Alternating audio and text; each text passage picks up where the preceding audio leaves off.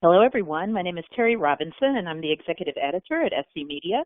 Welcome to today's broadcast, Threat Hunting in Splunk with Zeek, aka Bro, sponsored by Corelight. To conduct hunting operations, threat hunters need to make quick sense of their environment. Since nearly all attacks must cross the network, it's an essential source of truth, yet common sources of network data such as Netflow records and DNS server logs provide minimal details and are difficult to correlate. A better source of network data exists, however, in one of the industry's best-kept secrets, the open-source Zeek network security monitor. Zeek, formerly known as Bro, transforms raw network traffic into high-fidelity logs that comprehensively summarize network activity across more than 35 protocols at less than 1% of the size of full traffic capture, perfect for enabling fast and easy search in SIEM solutions like Splunk. Our speakers today are Roger Cheeks, Solution Engineer at Corelight, and Edward Smith, Senior Product Marketing Manager at Corelight. That's the company founded by the creators of the Zeek Network Security Monitor. Roger has spent more than 20 years designing, implementing, and maintaining mission-critical network and security systems. He's an expert in network analysis techniques and protocols, including packets, flow, Zeek, and logs. He spent more than 10 years architecting and implementing Splunk for security operations and has supported verticals including financial, healthcare, cloud, entertainment, and more. To bring a lot to the table today, I'd like to welcome Roger and Edward. Let's get started. All right. Thank you, Terry. Hello, everyone. Thanks for joining us. Today, we are going to talk about challenges associated with limited network security visibility. We'll talk about how Zeek can help with those challenges. We'll take a look at some Zeek threat hunting examples in Splunk, and then we'll wrap things up with a very brief introduction to Corelight. So we don't have a whole lot of time, and I want to make sure we get to the demo as soon as possible, so let's jump in.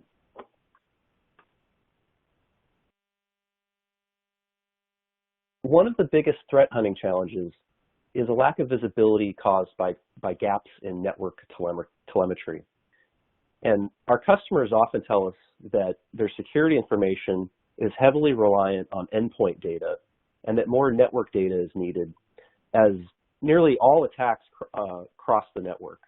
And network traffic really can't lie, unlike a compromised endpoint. We also hear from security professionals who tell us that common sources of network data, such as Netflow records, provide minimal details and often leave them in the dark about their environment. So, for example, having DNS logs that don't include responses to the DNS query, and then that requires additional work, such as cross-referencing other logs. And then, let's say you do want to do that cross-reference between logs. Oftentimes, there's no easy way to connect the dots between those different sources. So you end up having to do things like write individual searches for each type and then marry and join them together because there's no easy or interlinking going on between the logs. You may also run into variations on timestamps due to time synchronization issues across your network, and that of course, just further slows down your investigation. So there's a lot of data that you need to see, but when it comes to a source, like that, like let's say a PCAP, there's not really a way to load an entire PCAP into Splunk. And then on the other hand, something like Netflow, there's really not enough data there oftentimes for the questions that you're trying to answer. So what can you do?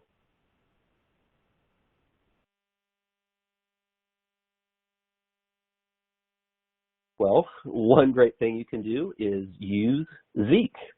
So Zeek, formerly known as Bro, is a tool that can extract over 400 fields of data directly from network traffic in real time.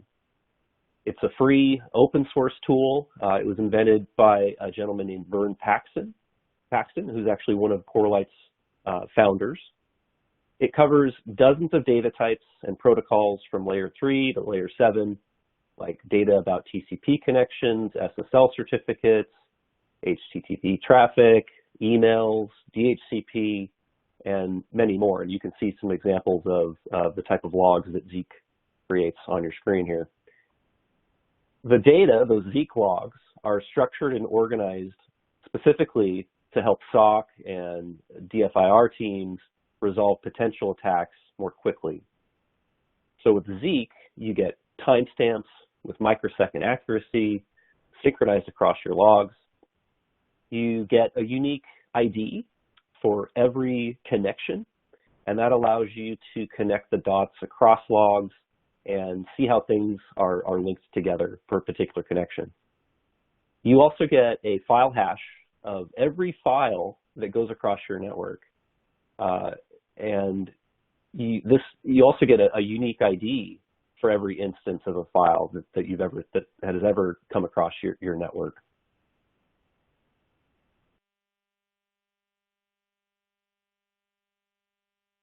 And Zeek can also help with encrypted traffic. It includes features like dynamic protocol detection to reliably detect SSL traffic, no matter what port it's being used on. Also includes certificate tracking to monitor self-signed, expired, or soon to expire SSL certificates. You can fingerprint SSL connections. Zeek has a community JA3 package that you can use to fingerprint SSL handshakes and blacklist them or whitelist them. And you also get all the context around the SSL sessions. So important information that you need to do an investigation like DNS logs or connection logs, you get that context as well.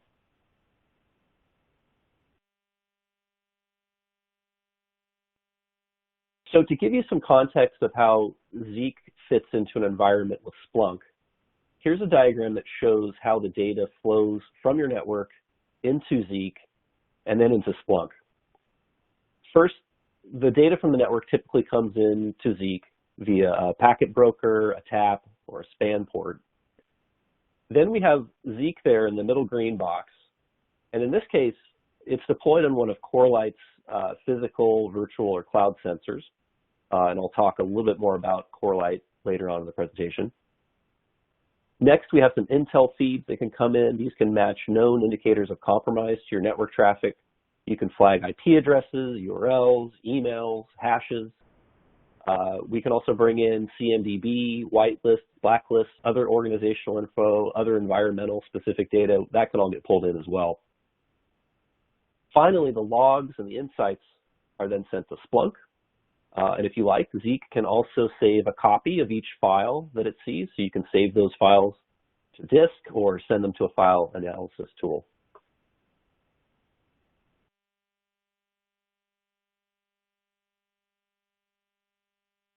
So you might be wondering, maybe the data that you already have access to is good enough. Maybe the Netflow data that you have, the endpoint data that's coming in, other log sources, maybe that all gives you enough good information.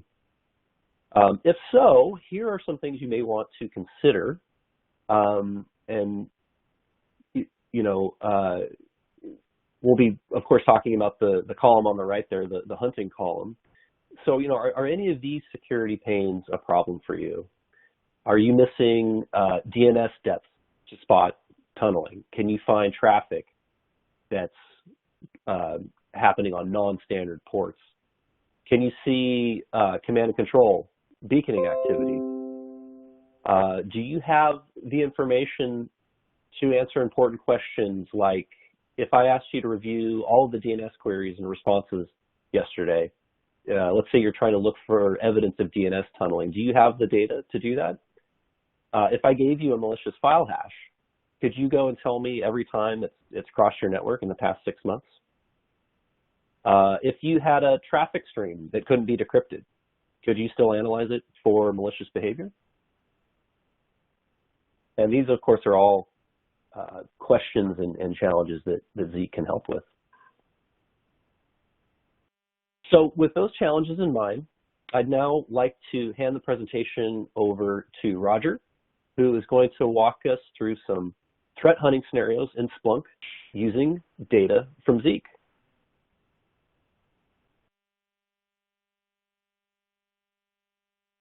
And take it away, Roger. Thank you very much, Ed. I appreciate that. Let me share my screen here. So I would like to start in the actual Corelight interface. Now, Corelight is, again, extracting Zeek logs from packet data to show the simplicity of how we get data into Splunk. It's a simple point-click integration with some, identification of your server and the types of logs that you want or don't want to go into Splunk. So very simple integration, easy to set up, can be getting data into Splunk in minutes. I'd like to start in the Corelight app for Splunk. Now, what this shows you is extracted Zeek data in the format that a security analyst would start using it. So what you're seeing here is our homepage, and what you're seeing at the very forefront of the homepage are notable events. Now, these are triggered by our Intel or notification framework. So Intel being threat information and notification being essentially alerts. You're also noticing that we have built-in drill downs for these data types as well. So I'm going to click through and show you what these might look like in some more detail. We can expand the time frame out easily, and we can add filters easily using the Splunk interface. So you can see here, I have some very, very simple address hits on my Intel framework. So these are on my threat list, so they fire right away. In my notices dashboard, I'll expand that time frame out as well. We're actually able to look at notices over time. So we're looking for spikes here to identify a potential time frame of an issue. We're also looking at a breakdown of the types of notifications. So you can see here we have a bulk of SSL invalid server certificates. We also have some discovery attacks, long connections. There's some more detail found here in the chart below. Also, the raw logs are available in the bottom. So if you wanted to drill down into a specific log type, you could select an IP address as an example and put it here to further your search. Right? So this makes it very easy to look at the data types and look at the actual information going through the system. There's two workflows that we find all security practitioners go through. One is the interrogation of an IP address. So I'm going to start with that workflow. This is where you're given a breadcrumb from a user or from an alerting system. My IP address is not behaving normally. So let's take a look at what that IP address might show us. Now, in my example, I'm using a wildcard. So essentially, I'm doing an entire subnet analysis basically with a simple search. Now, I can cherry pick IP addresses to work from here. Let's see if we can grab 101. So we'll start with the 101 IP address, and we'll start to see what type of information we can get from Zeek data in this interface. So you'll notice right away that 100% of this particular IP address is external, meaning they're communicating with the internet. Also, 100% of this traffic is web traffic. I have no non-web in use. So I can scroll down here and look for other information. I can also reverse my search. If I didn't find anything interesting or what I was looking for, I can actually go back to my broader subnet search and find a different breadcrumb to work off of. Let's see if we can pick on this 108 IP address. So let's see what he's doing. So again, no non-web protocol in use, some internal traffic, which is okay, about 3%.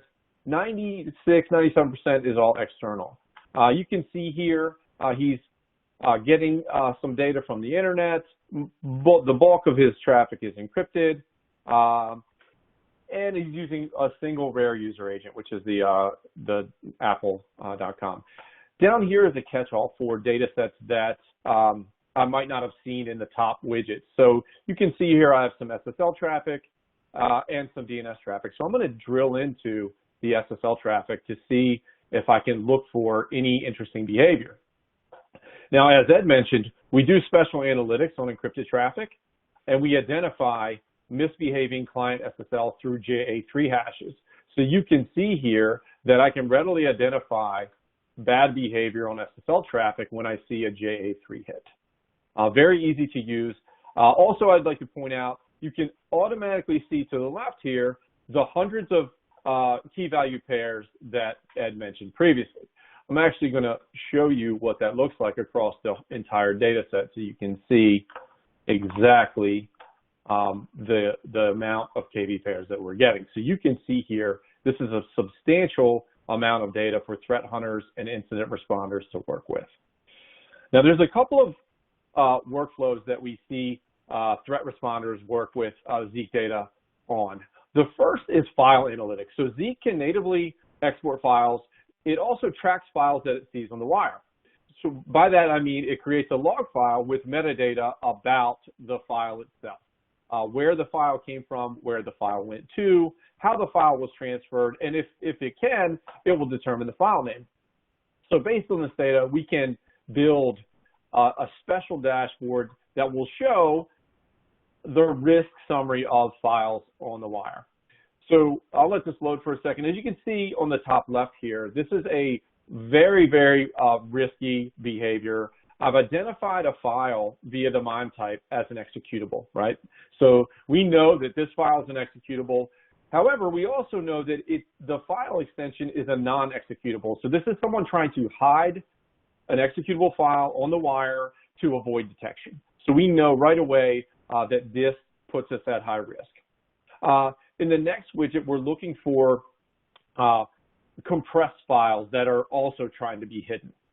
And then down here at the bottom, we're actually looking for when files were transferred. So by looking at user patterns, I can determine if there's a high file transfer rate when there's no one in my office. Imagine, your headquarters after 8 p.m. and before 8 a.m. If you see large spikes in file transfers, this is not likely a user. This is likely something going on behind the scenes. Now, there's a drill down into this dashboard. So we've identified the what is going on here. We've seen bad file behavior. Now we can start to look at the who, right? So again, we're extracting this from the Zeek data. So Zeek data is going to drill down from what the file behavior was to who exhibited that behavior. So right away, on the top left here, who are the hosts that need to be remediated? So right here, identify right away, there are those files from my previous dashboard that ended up on this host.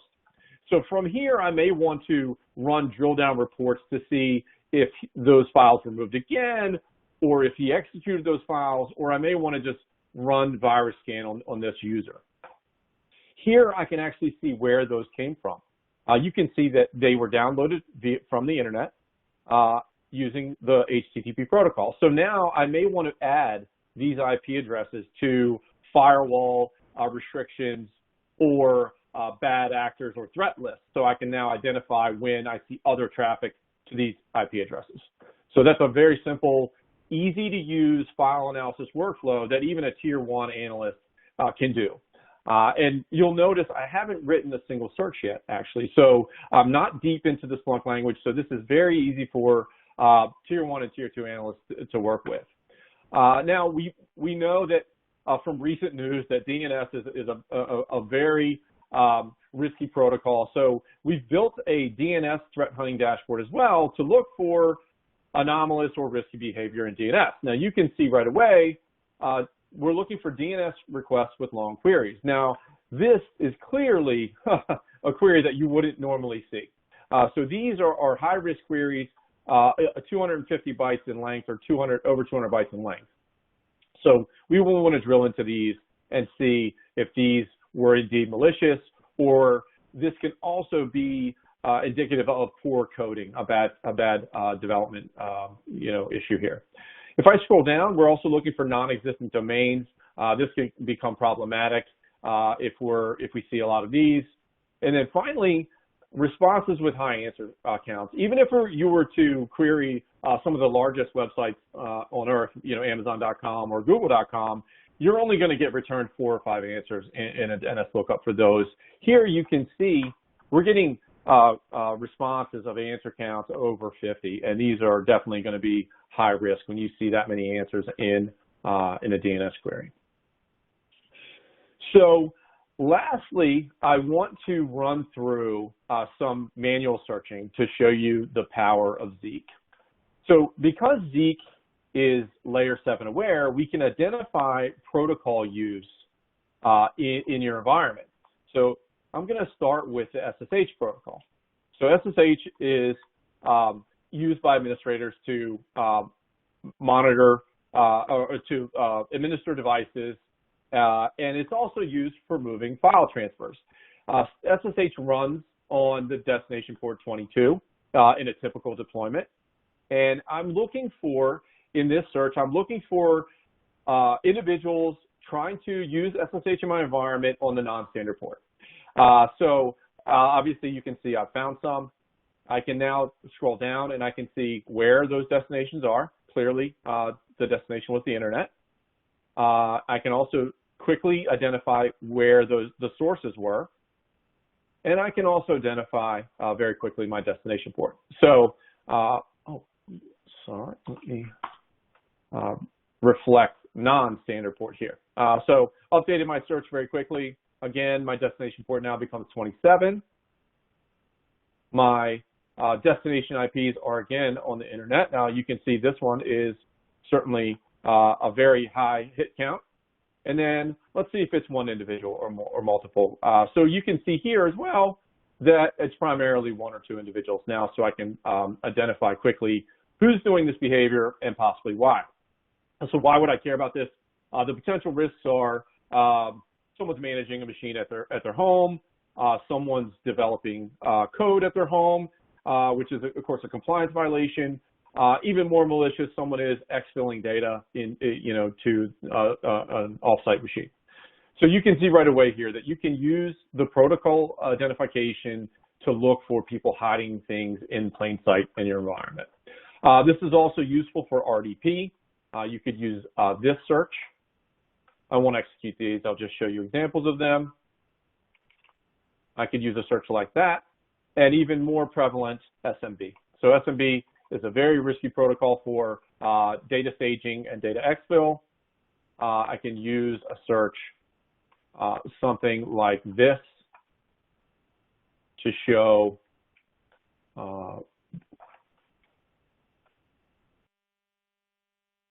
SMB traffic that's being hidden in my environment. So what's even better is we can actually identify directionality using Zeek data. So now I can start to determine if there's data traffic being moved in my environment. So I can actually take my my SSH search that I used before and say, please show me if people are sending data out of my environment using the SSH protocol. So let's see if we can get something to load here. This will take just a moment. Oh, so no results found. That's pretty good. Let's see if people are downloading data. So I can actually use a different search that will actually show the downloading of data. And I'm going to expand this search just so I make sure I can get something valuable. All right.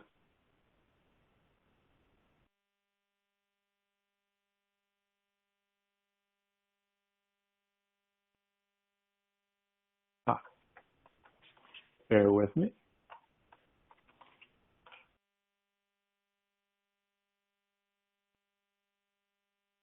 There we go. So you can see I modified my search to reflect the actual fields that are in the search, and you can start to see right away, have we downloaded any code here or any files? Very minimal, right? So no risk there. I'm going to go ahead and run the upload again with the proper fields in it, and we'll see if we can catch anyone moving traffic outbound in my environment. This could be run across any protocol. It could be DNS, could be RDP, could be SMB. Those are huge red flags. Again, you can see not a lot of traffic here. If I round this up, I can actually pivot a little bit deeper into this to see if there was anything above the 0.0 gigabytes. Let's see if we had any, right? So again, not a lot of file transfers going on here. So very, very easy to determine how much traffic is being moved up and down. So this to me looks like benign just administrative traffic. So with that, I'm going to end. You can see, obviously, the power of the Zeek data in the Splunk interface using not only the Corelight app for Splunk dashboards and the Corelight for Splunk app, but also in the raw Splunk search language. Thank you very much, and I will hand back to Ed for Q&A. Thank you, Roger.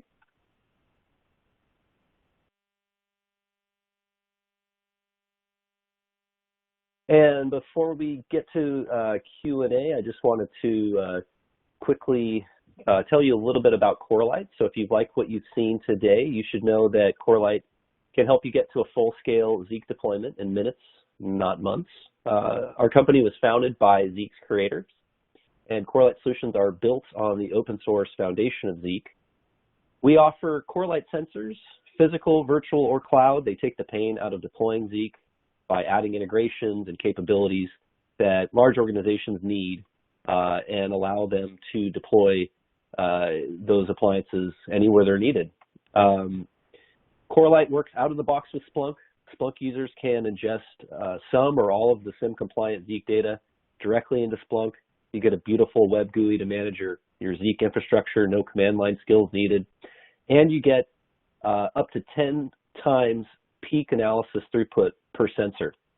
And these are just some of the many advantages that Corelight brings to the table to make your Zeek deployment enterprise grade and significantly more powerful. And excuse me, and one quick example of the power of Corelight and Splunk. This is a quote from one of our customers, a security engineer at one of the world's largest energy companies.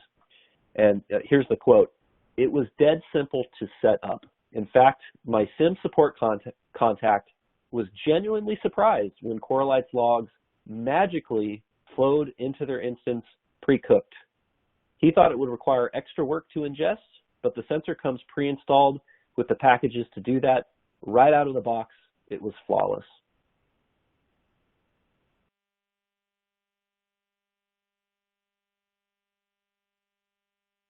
And that brings us to the end of our presentation today. I'd like to thank Roger for providing the demonstration, and thanks to Terry for moderating. And also thanks to you, our attendees, for watching. Before we go, here are some additional resources and steps you can take. If you're not already using Zeek or Corelight, you can learn more by visiting corelight.com or downloading the Splunk solution brief. If you are already using Zeek or Corelight, go check out the Corelight app for Splunk on Splunkbase. This is an app that we've developed. That's the dashboard that you saw Roger demonstrating. That works with both Corelight as well as the open source Zeek. If you already have all of that, I recommend checking out the Threat Hunting Guide, which contains analyst questions and threat hunting concepts to help you deepen your knowledge of threat hunting. So thanks again, and I'll hand it back to Terry for Q&A if time allows. Yeah, thanks, Roger and Ed. That was great. We are going to take some questions from the audience. Let's start with this one. How does Corelight handle encryption?